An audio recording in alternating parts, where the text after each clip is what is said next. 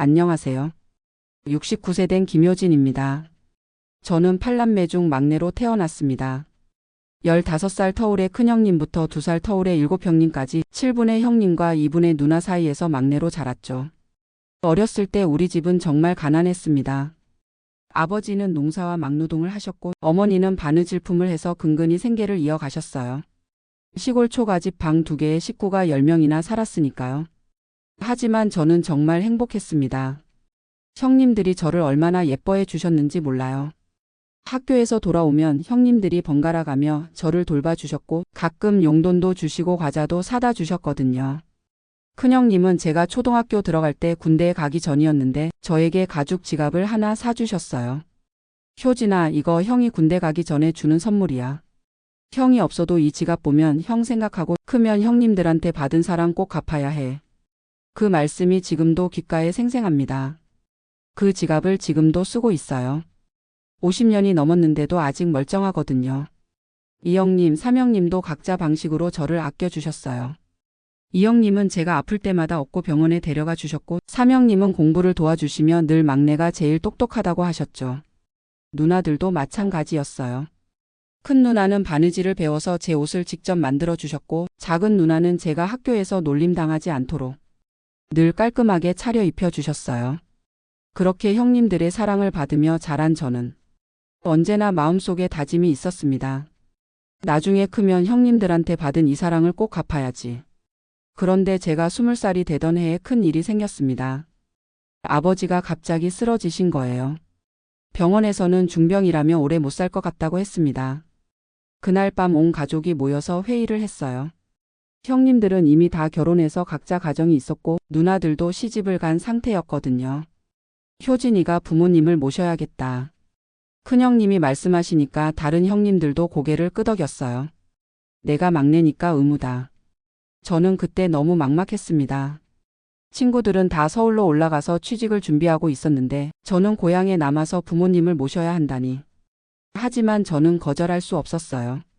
어렸을 때부터 형님들께 받은 사랑을 생각하니까 이건 당연히 제가 해야 할 일이라는 생각이 들었거든요. 그래서 저는 서울 취직을 포기하고 고향에 남았습니다. 지역의 작은 제조업체에 취직해서 일하면서 부모님을 모시기 시작했어요. 처음에는 정말 힘들었습니다. 20대 초반의 나이에 집안 살림을 책임져야 했으니까요. 아버지 병원비, 어머니 생활비 모두 제가 감당해야 했어요. 그런데 더 힘든 일이 기다리고 있었습니다. 형님들이 하나둘 어려움에 처하기 시작한 거예요. 먼저 큰형님이 사업에 실패하셨어요. 작은 공장을 운영하다가 망한 거죠. 큰형님이 저에게 전화를 하셨어요.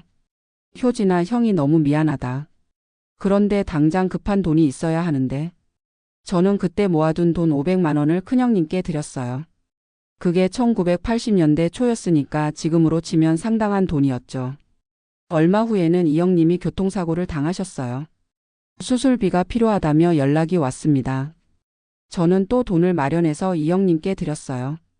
삼형님은 농사를 짓다가 흉년이 들어 어려워지셨고 사형님은 자녀 교육비 때문에 고민이 많으셨어요. 오형님은 집을 사려다가 계약금이 모자라셨고 육형님은 장사를 시작하려는데 미천이 필요하셨죠. 일곱형님은 직장에서 잘렸다며 취직할 때까지 생활비를 도와달라고 하셨어요. 그렇게 하나씩 형님들을 도와드리다 보니 제 통장은 늘 텅텅 비어 있었어요. 아내도 처음에는 불만이 많았습니다. 결혼한 지 몇 년 안 됐을 때였는데 당신은 형님들만 생각하고 우리 가정은 생각 안 해요? 라며 서운해했어요. 하지만 저는 아내를 설득했습니다. 여보, 나도 모르는 게 아니야. 그런데 형님들이 어려우실 때 내가 안 도우면 누가 도와? 어렸을 때 형님들이 나한테 얼마나 잘해 주셨는데. 아내도 점점 이해해 주기 시작했어요. 명절 때마다 형님들이 오셔서 저에게 고마워하시는 모습을 보면서 남편의 마음을 알게 되었다고 하더라고요. 저는 회사에서도 성실하게 일했습니다. 34년 동안 한 회사에서 근무하면서 생산직에서 시작해서 반장까지 올라갔어요. 월급은 많지 않았지만 꾸준히 모아서 형님들이 어려우실 때마다 도움을 드렸죠. 그런데 정말 큰 시련이 닥친 건 10년 전이었어요. 큰형님이 암에 걸리신 거예요. 병원에서는 수술하면 살 수 있다고 했는데 수술비가 3천만 원이나 필요했어요. 큰형님 가족들이 돈을 마련하려고 애썼지만 역부족이었어요. 큰형님이 저에게 전화하셨는데 목소리가 떨리시더라고요. 효진아, 형이 이런 부탁을 하기가 너무 미안하다. 그런데 다른 방법이 없어서 저는 그때 결정했어요. 퇴직금을 미리 받아서 큰형님께 드리기로요. 회사의 사정을 말씀드리니까 중간 정산을 해주셨어요. 그때까지 25년 동안 모은 퇴직금 2,500만 원을 모두 큰형님께 드렸습니다. 아내가 걱정했어요. 여보, 그러면 우리 노후는 어떻게 해요? 저는 아내에게 말했습니다. 걱정 마. 나는 아직 젊으니까 다시 모으면 돼. 그런데 형님은 지금 아니면 안 돼. 큰형님 수술은 성공했어요. 지금도 건강하게 살고 계시죠. 큰형님이 수술 후에 제 손을 잡고 우시면서 말씀하셨어요. 효진아, 형이 내 덕분에 살았다. 이 은혜는 죽을 때까지 못 잊어. 그런데 이런 일들이 계속 반복됐어요. 이형님 자녀가 대학 갈 때도 등록금을 도와드렸고, 삼형님이 집을 수리할 때도 돈을 보탰어요. 사형님이 사업 자금이 필요할 때도 있는 돈을 다 드렸죠. 그렇게 하다 보니 정말 쪼들렸어요. 우리 아이들 사교육은 꿈도 못 꿨고 가족 여행도 한번 제대로 가본 적이 없어요. 아내가 입고 싶은 옷도 못 사 입고 저도 낡은 옷만 계속 입고 다녔죠. 친구들이 가끔 말했어요. 효진아, 너 너무 희생하는 거 아니야? 형님들도 이제 다 크신 분들인데. 하지만 저는 후회하지 않았어요. 어렸을 때 형님들이 저에게 베풀어 주신 사랑을 생각하면 이 정도는 당연히 해야 할 일이라고 생각했거든요. 특히 명절 때면 더욱 그런 생각이 들었어요.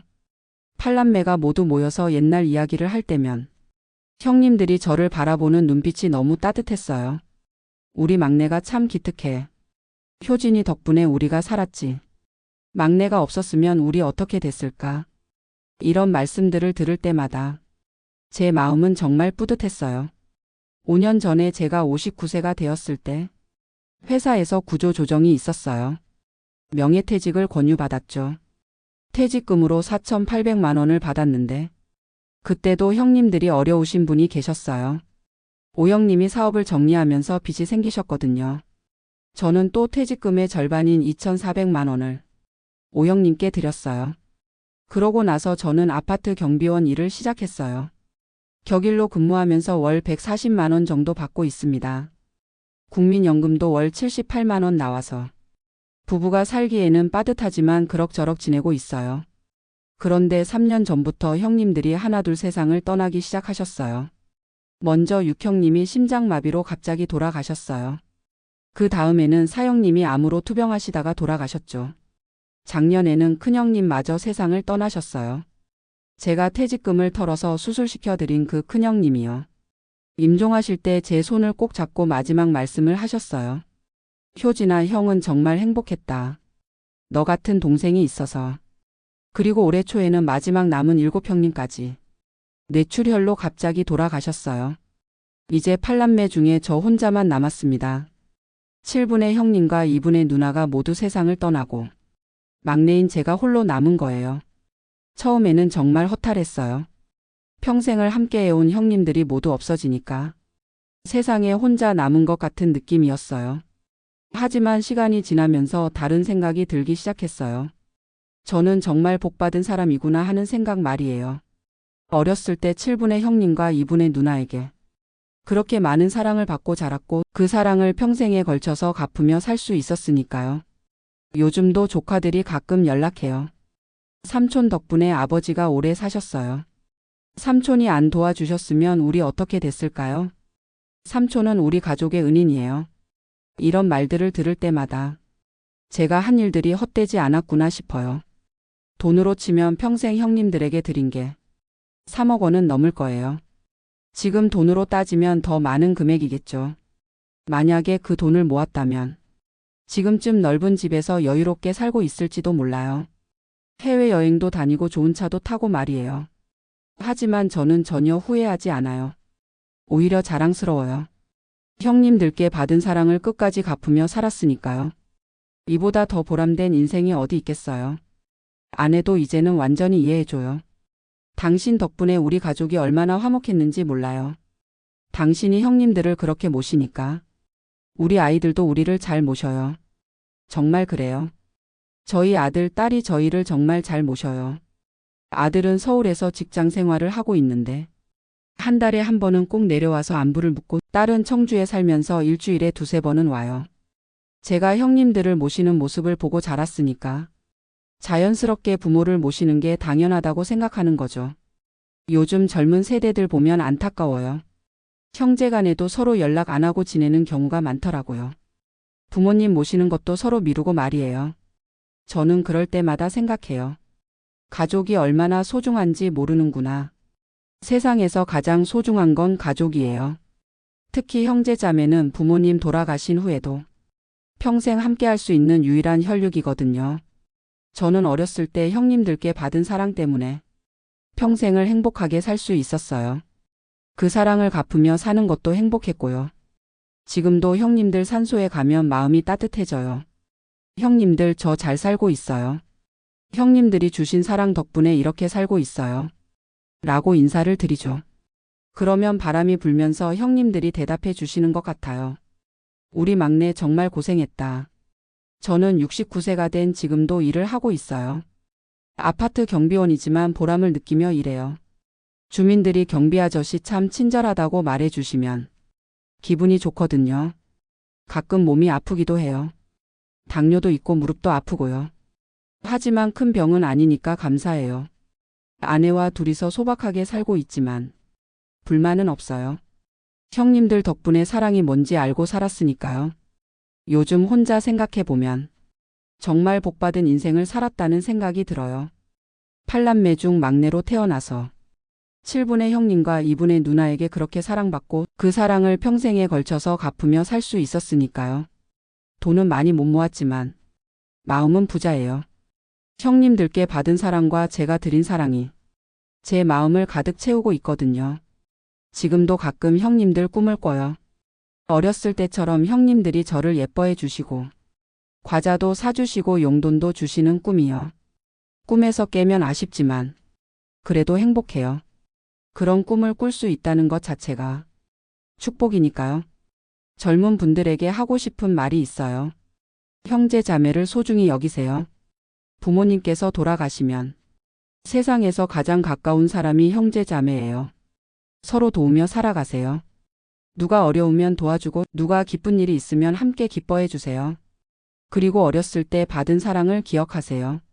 형이나 누나가 해준 작은 일들도 모두 소중한 사랑이었어요. 저처럼 극단적으로 희생할 필요는 없어요. 하지만 마음만은 늘 가족을 생각하며 사세요.